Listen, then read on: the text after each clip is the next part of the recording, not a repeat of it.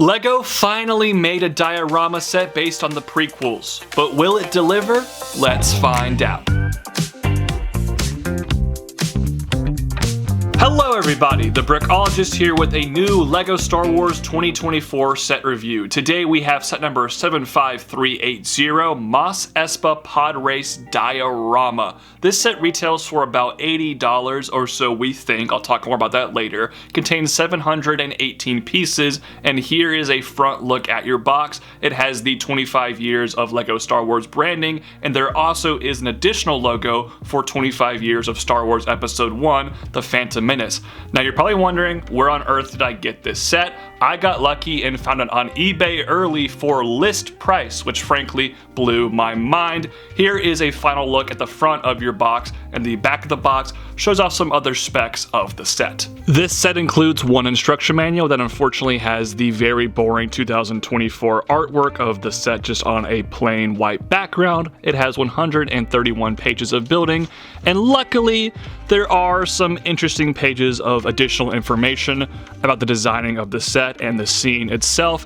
And then we also have an advertisement for 25 years of LEGO Star Wars and this book coming out in July, which I definitely will want to pick up unless it's like $100, and based on the quality of that production, I think it might be. Before we get started with this early LEGO Star Wars review, please consider subscribing to this channel, clicking that bell for new video notifications, giving this video a big like, and maybe becoming a channel member. All of that goes a long way to the videos like the one you're about to watch. 718 pieces later, and the set is now complete. And this is not even remotely close to being to scale with LEGO minifigures, so of course no minifigures are included here. And if you think they should be, I have a hard time taking your opinion seriously. Let's dive into the actual diorama itself. First things first, you do get the 25 years of LEGO Star Wars plaque that we already saw on the Starship collection this past March. This is a very nice piece. However, I was kind of hoping the 25 years of the Phantom Menace would get its own plaque.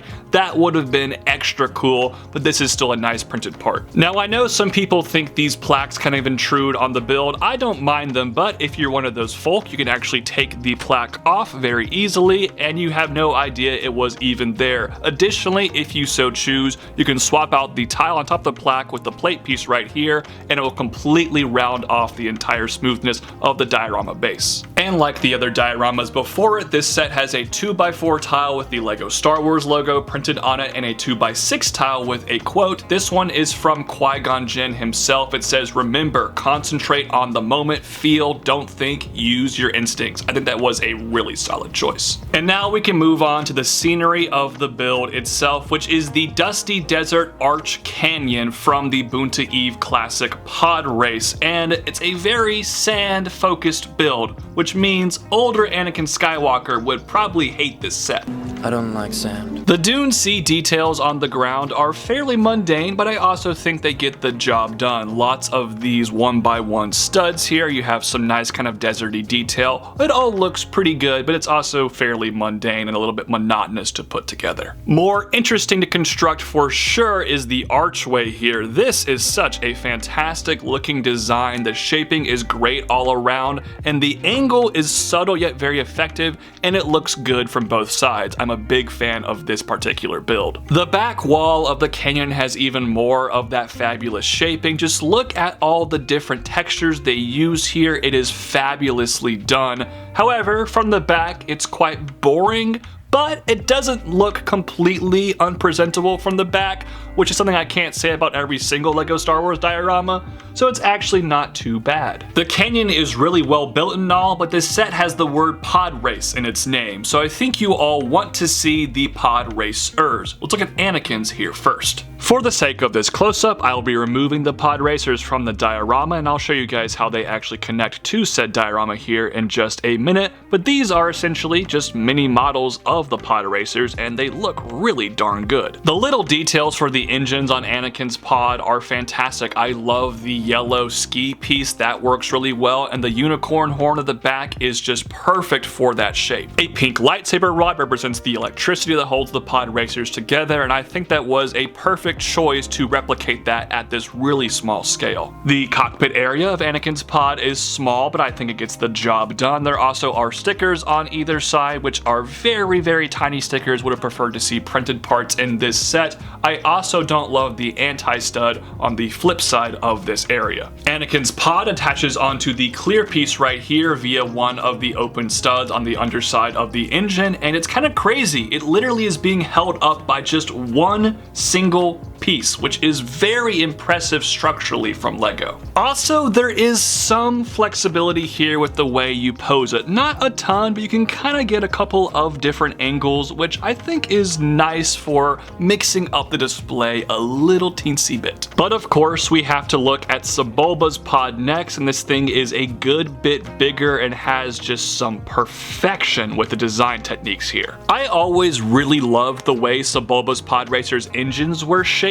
and LEGO nailed this design. I love all of this detail, and the shaping here is so good.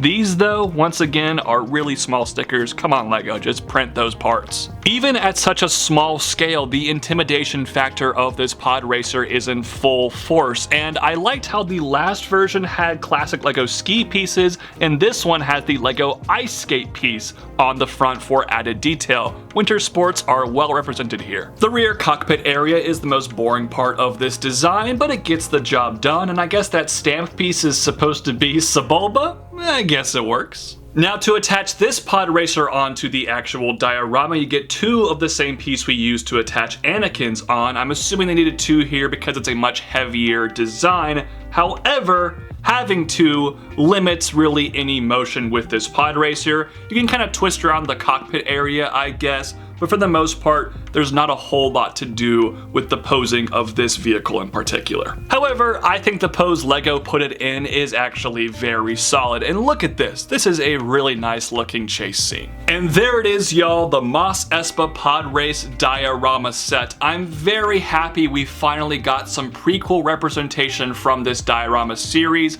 and if it does continue, especially with the anniversary Revenge of the Sith next year, maybe we'll get even more. That would be fantastic. So this set already has brownie points from that for me. And honestly, it's a really darn good looking set. The techniques are fantastic, and most of my flaws are small nitpicks. But of course, there's the one bugaboo that every LEGO Star Wars set seems to have these days.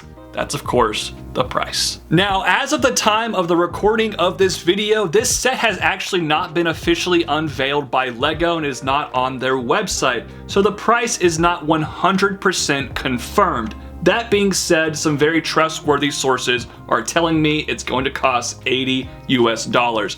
Now, it was originally reported to be $70 US a few months ago, but it seems to have gotten an infamous price bump that's happened to a lot of LEGO sets these days. There's a slim chance it actually is $70, and that would be great for everyone involved. But for the sake of this review, I'm just going to assume it's 80 bucks, and that is way too much money to pay for this diorama. The price to part ratio isn't great, but it's not awful. But this is a diorama. There's no minifigures included with this set, and a lot of the pieces are very small, so I think that price to piece is a bit on the misleading side. Additionally, it just doesn't feel like $80 worth of plastic. Here is a size comparison between this set and Ahsoka's T6 Jedi Shuttle that came out last year, which was an $80 play scale set. And that set was not considered to be a very good deal, but even it is bigger than this one, and it came with 4 exclusive minifigures. Now, to be completely fair, I actually think the price of this set is fairly comparable to other products from this series. Here it is next to the trash compactor, which actually costs more than this set,